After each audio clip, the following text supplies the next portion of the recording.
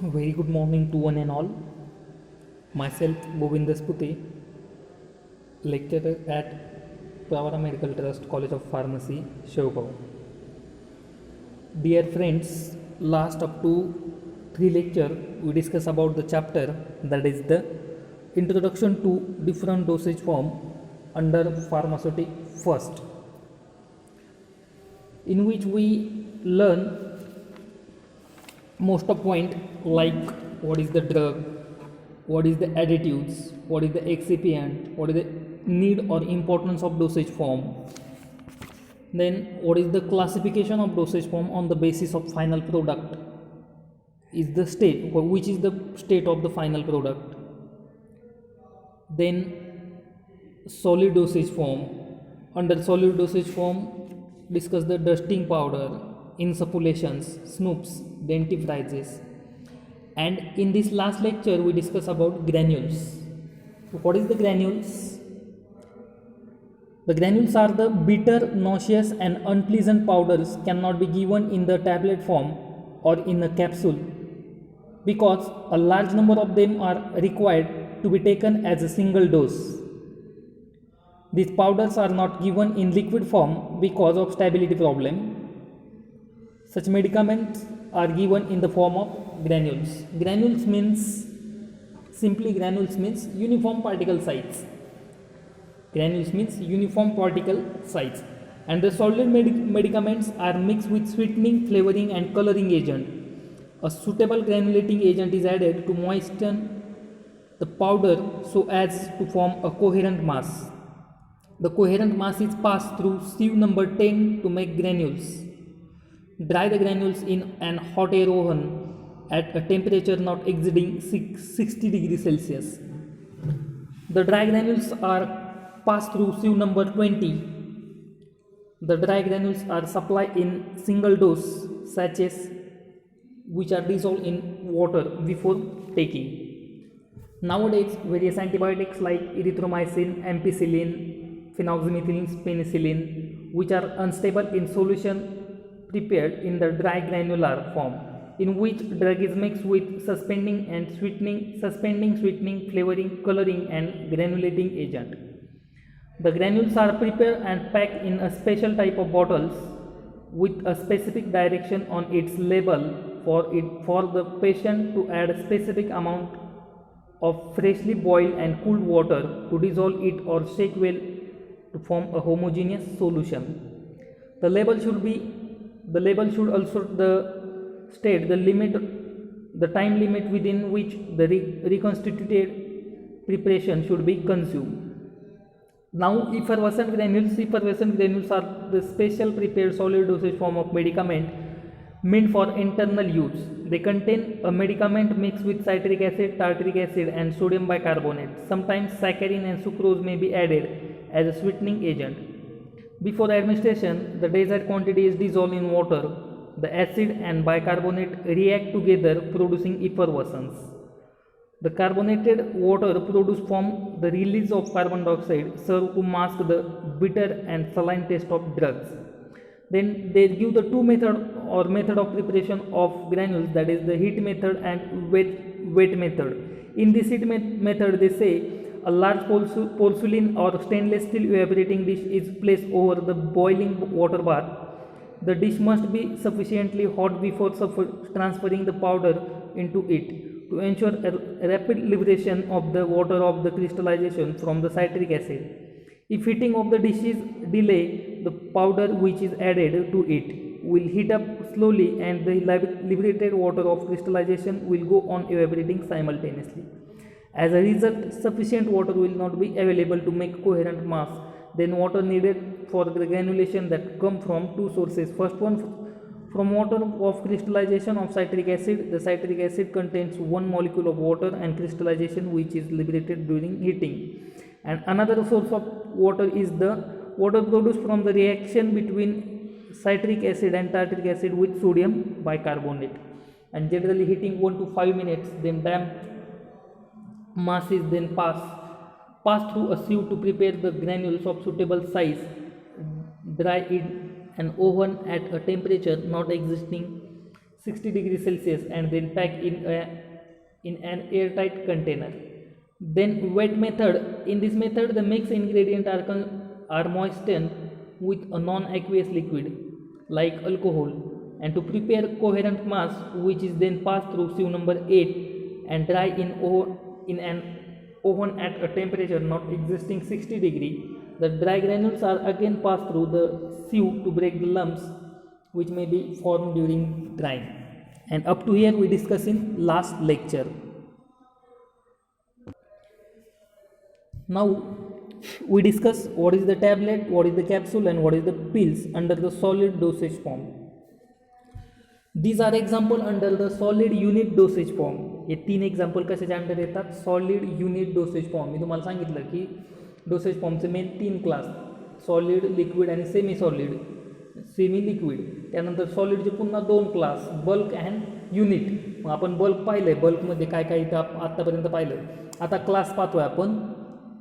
कोणता क्लास पाहतोय? तर आपण क्लास पाहतोय सॉलिड युनिट डोसेज फॉर्म, आणि त्याचे 3 एक्झाम्पल सांगितलेले आहेत त्यांनी, टॅबलेट, कॅप्सूल आणि pills.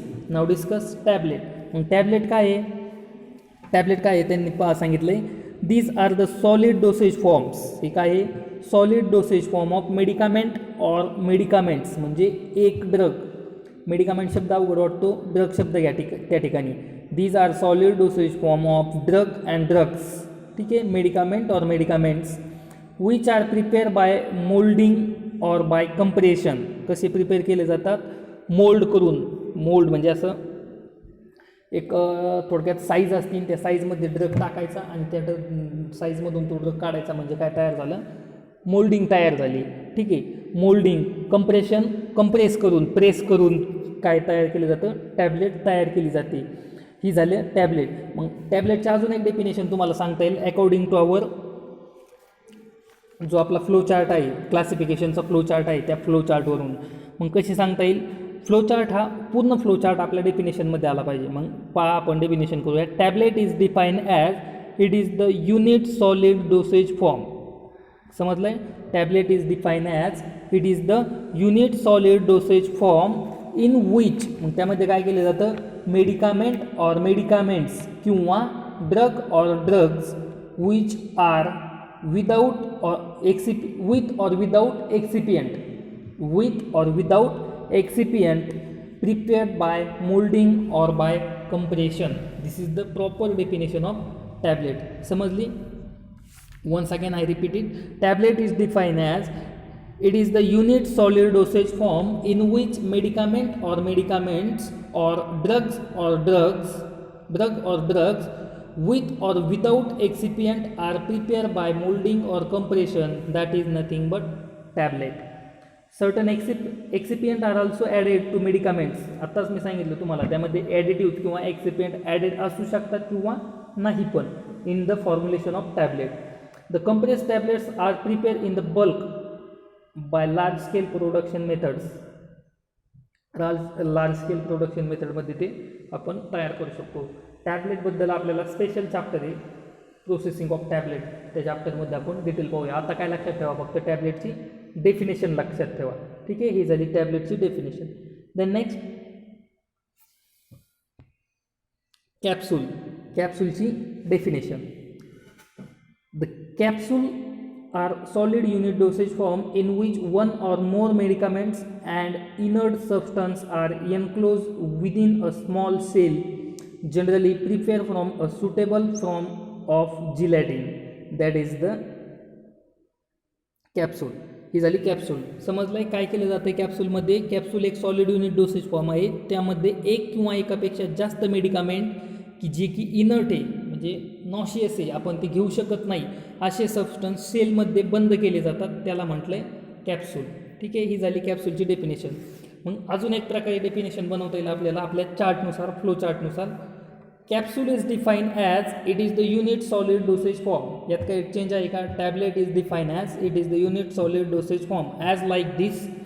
Capsule is define as it is the unit solid dosage form in which medicament or medicaments, again same like medicament and medicaments or drugs with or without excipient enclosed in enclosed in shell, that shell made up from or prepared from gelatin, that is nothing but capsules. हे काय झालं, capsules.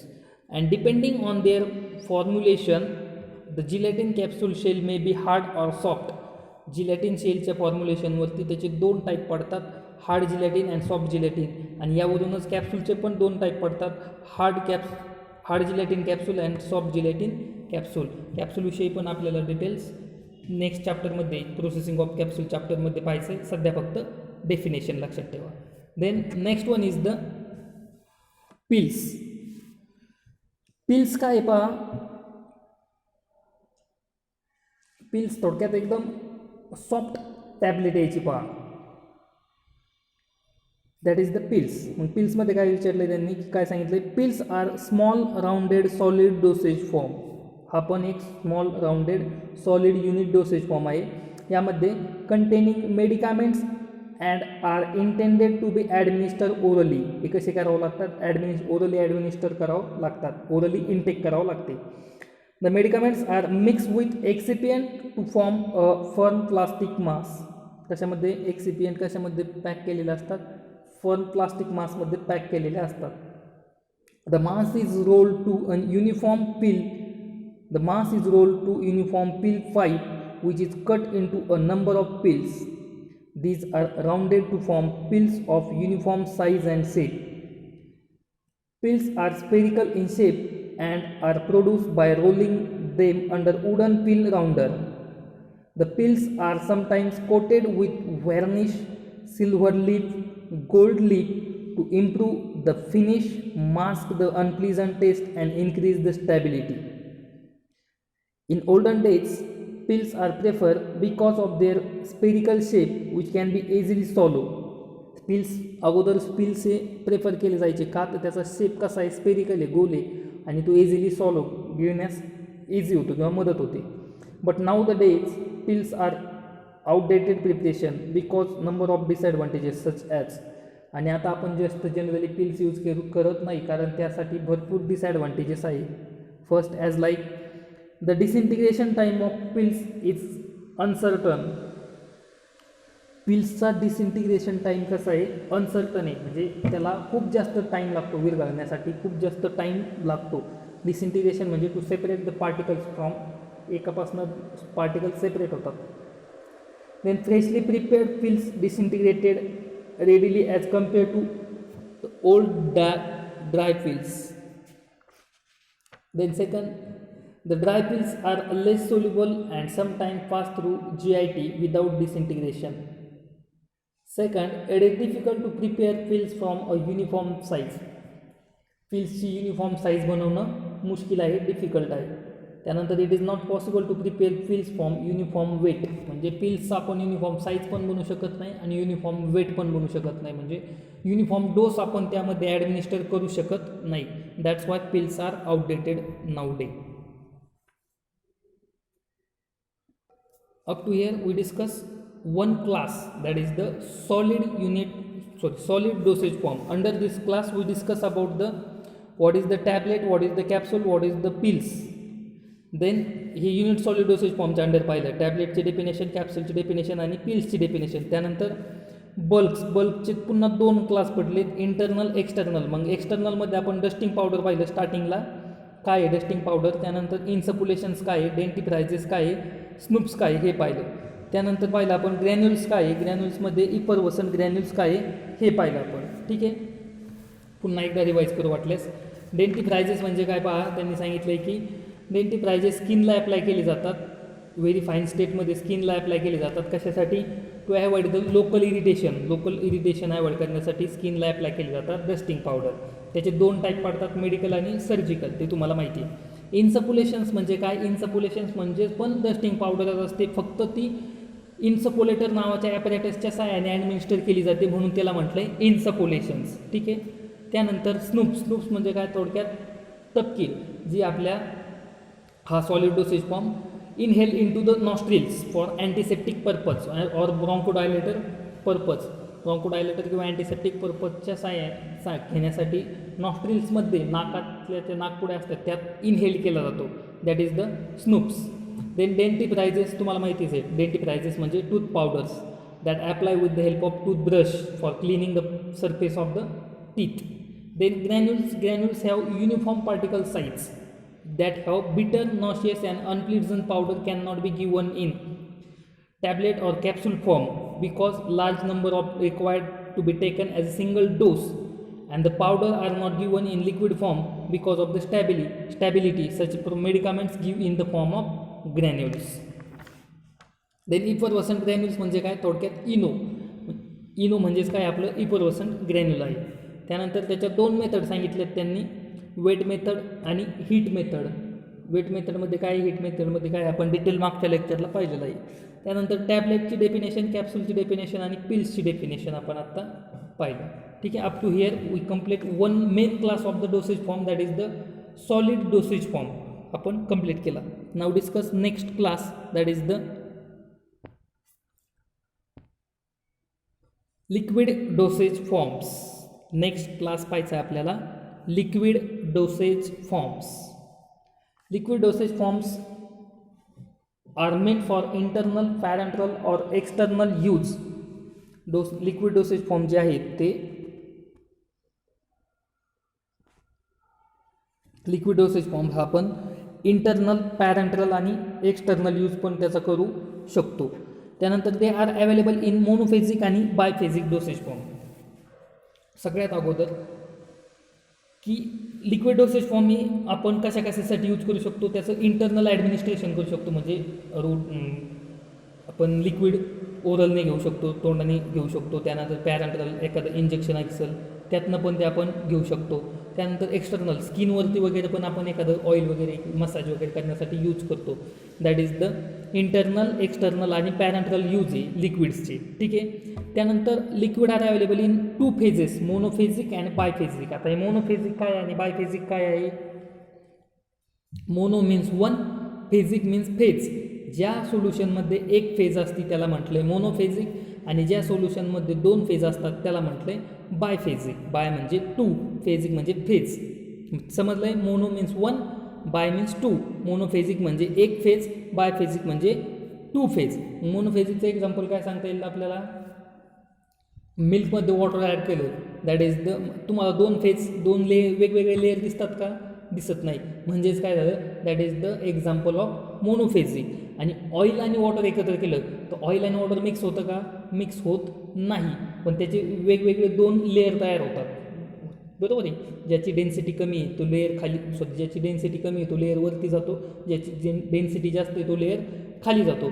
त्याचे काय होतात, दोन layer तयार होतात. That is the biphasic. समजलं आहे. ते मोनोफेजिक, दूध आणि पाण्याचं मिक्सचर मोनोफेजिक, ऑइल तेल आणि पाण्याचं mixture biphasic. This is the monophasic, biphasic liquid.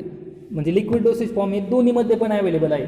मोनोफेजिकमध्ये पण अवेलेबल आहे आणि बायफेजिकमध्ये पण अवेलेबल्स आहेत. Now discuss monophasic liquid dosage form. तुम्हाला समजलं आहे मोनोफेजिक काय आहे, समजलं आहे तुम्हाला. मी आत्ताच तुम्हाला सांगितलं मोनोफेजिक काय आहे. आता आपण डिस्कस करूया मोनोफेजिक लिक्विड डोसेज फॉर्म. मग मोनोफेजिकमध्ये काय सांगितलं पहा त्यांनी की it is presented by true or colloidal solution. True and colloidal solution ते रिप्रेझेंट करतात. The component of solution which is present in large quantity is known as solvent. जो component जास्त प्रमाणामध्ये असेल त्याला सॉल्वंट म्हटलं आहे. आणि where is the component present in small quantity that is the solute. जो कमी प्रमाणामध्ये असेल त्याला सोल्यूट म्हटलं आहे. फॉर एक्झाम्पल काय मग सांगता येईल, पाणी आणि साखर आहे, त्याचं सोल्युशन आपल्याला तयार करायचं आहे. मग पाणी कसं आहे, जास्त प्रमाणात आहे, पाणी जास्त प्रमाणात आहे म्हणून त्या सोल्युशनमध्ये काय झालं, वॉटर इज द सॉल्वंट. आणि साखर कशी आहे, शुगर कशी आहे, कमी प्रमाणात आहे, त्यामुळं शुगर कमी प्रमाणात आहे म्हणून शुगर झाली सोल्यूट. समजलं आहे. जे जास्त क्वांटिटीमध्ये आहे, जे जास्त अमाऊंटमध्ये आहे दॅट इज द सॉल्वंट. आणि जे कमी प्रमाणात आहे, जे कमी अमाऊंटमध्ये आहे that is the solute. Solvent and solute.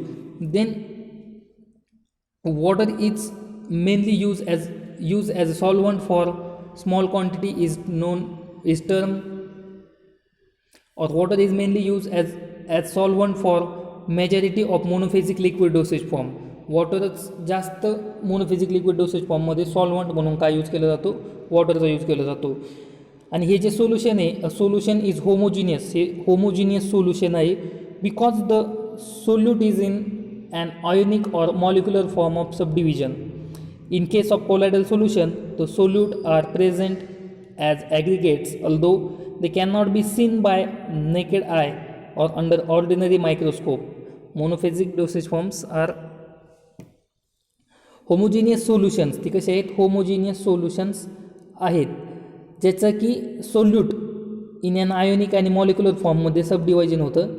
आणि कोलायडल सोल्युशनमध्ये पण काय होतं, सोल्यूट प्रेझेंट होते, ॲग्रिगेट होतात जे की नेकेड आयला दिसू शकत नाही किंवा ऑर्डिनरी मायक्रोस्कोपच्या अंडर पण दिसू शकत नाही. हे झालं मोनोफेजिक लिक्विड डोसेज फॉर्म. त्यानंतर त्यांनी सांगितलं की मोनोफेजिक लिक्विड डोसेज फॉर्म कसे अवेलेबल आहेत. मग त्यांनी फर्स्ट क्लास सांगितला liquid for internal use. Internal यूजसाठी अवेलेबल असलेले सांगितले त्यांनी सिरप, इलिक्झर, लिंक्टस, ड्रॉप आणि ड्रॉचेस. हे 5 internal monophasic liquid dosage form आहे जे की इंटरनली घेतो आपण, बॉडीच्या आतमध्ये घेतो. आणि एक्सटर्नलमध्ये पुन्हा त्यांनी 2 क्लास पाडले, liquid to be apply to the skin and liquids mean for body cavities. मग ॲप्लायमध्ये स्किनच्या ॲप्लिकेशनमध्ये आपण यूज करतो लिनिमेंट्स आणि लोशन्स, आणि बॉडी कॅव्हिटीजमध्ये यूज करतो आपण gargles, throat paints, mouthwash, eye drops, eye lotion, ear drops, nasal drops, spray and inhalations. हे झालं त्याचं क्लासिफिकेशन. ठीक आहे. मोनोफेजिकचे main 2 class, liquid for internal, liquid for external. एक्सटर्नलचे पुन्हा 2 class, apply to the skin, त्याचे example liniment lotion.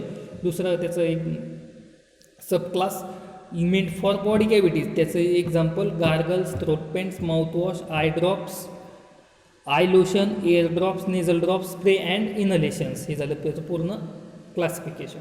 Now discuss one by one. Syrup. What is the syrup?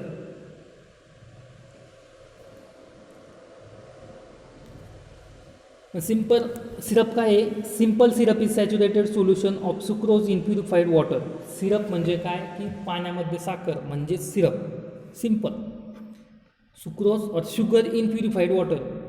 Sugar purified वॉटरमध्ये ॲड करणं म्हणजे शुगर. मग ती किती कॉन्सन्ट्रेशनमध्ये असते? ती असते 66% weight by weight. 66% weight by weight सोल्युशनमध्ये शुगर टाकणे म्हणजे काय झाली? सिरप तयार झालं. हे सिरप काय आहे? The syrup are sweet viscous preparation. हे कसं असणार आहे? त्यामध्ये साखर आहे म्हणजेच काय असणार आहे? स्वीट असणार आहे. The syrup containing medicinal substances are called. मग त्यानंतर पुन्हा सिरपचे 2 टाईप पडतात, मेडिकेटेड सिरप आणि फ्लेवरिंग सिरप. मग ज्या सिरपमध्ये मेडिसिनल सबस्टन्स ॲड केला आहे तो झाला मेडिकेटेड सिरप, आणि ज्या सबस्टन्समध्ये फक्त फ्लेवर, ॲरोमॅटिक, वास, सेंटसाठी सबस्टन्स ॲड केला आहे तो झाला फ्लेवर सिरप. मेडिकेटेड सिरप आणि फ्लेवर सिरप. समजलं आहे? सिरप काय? Simple sugar purified वॉटरमध्ये sugar add करणं. मग शुगरचं कॉन्सन्ट्रेशन किती आहे? 66% वेट बाय वेट. हे तेवढं सिरपचं कॉन्सन्ट्रेशन त्यामध्ये ॲड करणं. मग ते कसं असणार आहे? स्वीट आणि विस्कस असणार आहे. त्यानंतर सिरपचे 2 क्लास सांगितले त्यांनी. पहिला क्लास सांगितला आहे मेडिकेटेड सिरप आणि दुसरा क्लास सांगितला आहे फ्लेवर सिरप. मेडिकेटेड सिरप म्हणजे काय की त्यामध्ये मेडिसिनल व्हॅल्यू असते, मेडिसिनल ड्रग असतो, त्यामुळे त्याला म्हटलं आहे मेडिसिनल सिरप. आणि फ्लेवर म्हणजे काय? त्यामध्ये मेडिसिनल सिरप नसतो, फक्त एक ॲरोमॅटिक किंवा फ्लेवर सेंटसाठी यूज केले जातात, त्याला म्हटलं आहे फ्लेवर सिरप. त्यानंतर syrup are very commonly use. Syrup एकदम कॉमनली यूज करतात. त्याचे 2 रिझन आहे. पहिलं रिझन आहे syrup retard oxidation because it is partly hydrolyse into reducing sugar such as laevulose and dextrose. आणि दुसरं आहे it prevent decomposition of many vegetable substances like syrup have high osmotic pressure which prevent growth of bacteria, fungi and molds which are the chief cause of decomposition in solution of vegetable matters. Again they are palatable due to the sweetness of sugar. It is a valuable vehicle for the administration of nauseous substances. हे झाले त्याचे reason. त्यानंतर syrup may be divided into 2 groups. सिरपचे 2 group सांगितले त्यांनी. Syrup प्रिपेअरचे syrup प्रिपरेशनचे 2 group सांगितले. फर्स्ट आहे syrup prepare by simple solution और ॲडमिक्सचर. मग त्याचं एक्झाम्पल सांगितलं आहे syrup ginger and orange syrup. मग काय आहे त्यामध्ये सुक्रोज आणि प्युरिफाईड वॉटर. ठीक आहे, हे झालं सिम्पल सिरप. त्यानंतर नेक्स्ट सांगितलं आहे त्यांनी सेकंड क्लास सांगितलं आहे syrup made by process of एक्स्ट्रॅक्शनच्या प्रोसेसनुसार सिरप तयार केले जातात. मग त्यामध्ये काय आहे tolu syrup, that is the example. त्याचं एक्झाम्पल काय आहे टूलू सिरप. मग ते कसे बनवले जातात, त्याचे इन्ग्रेडियंट काय काय लागतं आपल्याला, टूलू ब्लाझम लागतं, त्यानंतर सुक्रोज आणि प्युरिफाईड वॉटर 3 लागतात. मग बनवतात कसं, बॉइलिंग वॉटर घ्यायचं, त्यामध्ये टूलू ब्लाझम कंटेन येतो, वेसलमध्ये टेअर करायचा, त्यानंतर कवर करायचं, ते वेसल लाईटली कवर करायचं, बॉईल करायचं आणि जेंटली हाफ अँड हावर स्टरिंगसाठी ठेवून द्यायचं. त्यानंतर प्युरिफाईड वॉटर ॲडजस्ट करून स्पेसिफाईड वेट घ्यायचं आहे, त्यानंतर त्याला कूल करायचं, कूल केल्याच्यानंतर त्यामध्ये सुक्रोज ॲड करायचे, पुन्हा वॉटर बाथमध्ये ते हीट करायचं, हीट केल्याच्यानंतर सुक्रोज त्यामध्ये डिझॉल्व्ह होईल आणि फायनली जे काही तयार होईल that is our tolu syrup. Syrup are now use for formulating antibiotics. Syrup कशासाठी यूज केले जातात, तर सिरप फॉर्म्युलेशन, अँटीबायोटिकचं फॉर्म्युलेशन बनवण्यासाठी यूज केले जातात, अँटीहिस्टॅमाइनचं फॉर्म्युलेशन बनवण्यासाठी यूज केले जातात, त्यानंतर सेडेटिव्हचं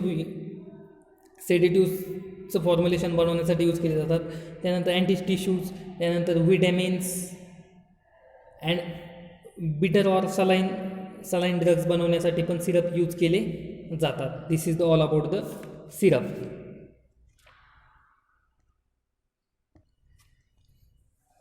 देन हे झालं सिरप. त्यानंतर नेक्स्ट इलिक्झर्स काय आहे, elixirs are sweet aromatic preparation are usually colour.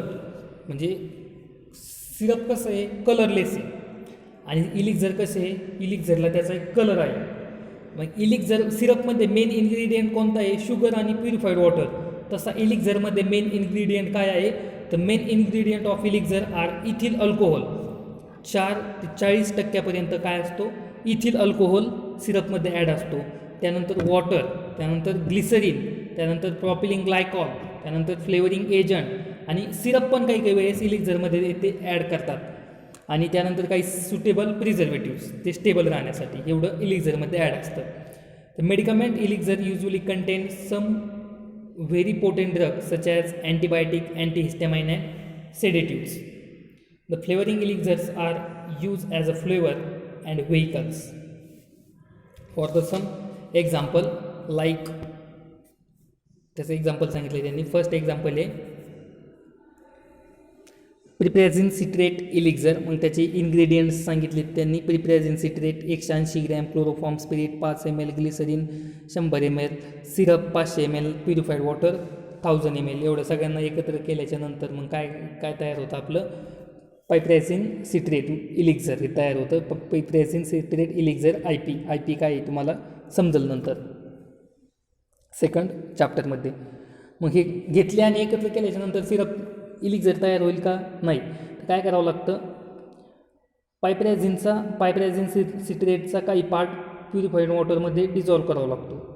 Dissolve केल्याच्यानंतर त्यामध्ये अगोदर डिझॉल्व्ह करून घ्यायचा, त्यानंतर त्यामध्ये एक इन्ग्रेडियंट ॲड करायचा, जसं की ऑरेंज ऑइल ॲड करायचं, ग्लिसरीन ॲड करायचं, सिरप ॲड करायचा, क्लोरोफॉर्म स्पिरिट ॲड करायचं, त्यानंतर सफिशियंट वॉटर पुन्हा ॲड करायचं, त्याला व्यवस्थित स्टर करायचं, फिल्टर करायचं आणि काय फिल्टर केल्याच्यानंतर जे काही रिक्वायर्ड व्हॉल्यूम तयार होईल दॅट इज द पायप्रेझिन सिट्रेट इलिक्झर. हे झालं त्याचं एक्झाम्पल. सिरप आणि इलिक्झरमध्ये जास्त डिफरन्स नाही आहे. सिरपमध्ये सुक्रोज आणि प्युरिफाईड वॉटर असतं, इलिक्झरमध्ये मेन इन्ग्रेडियंट इथिल अल्कोहोल असतो, त्यानंतर ग्लिसरीन असतो, प्रॉपिलिन असतो, ग्लायकॉल असतो, फ्लेवरिंग एजंट असतात. जसे सेम यूज सिरपचे तसे सेम यूज इलिक्झरचे पण आहेत. मेन डिफरन्स फक्त ethyl alcohol. Thank you. Remaining part will be discussing next lecture.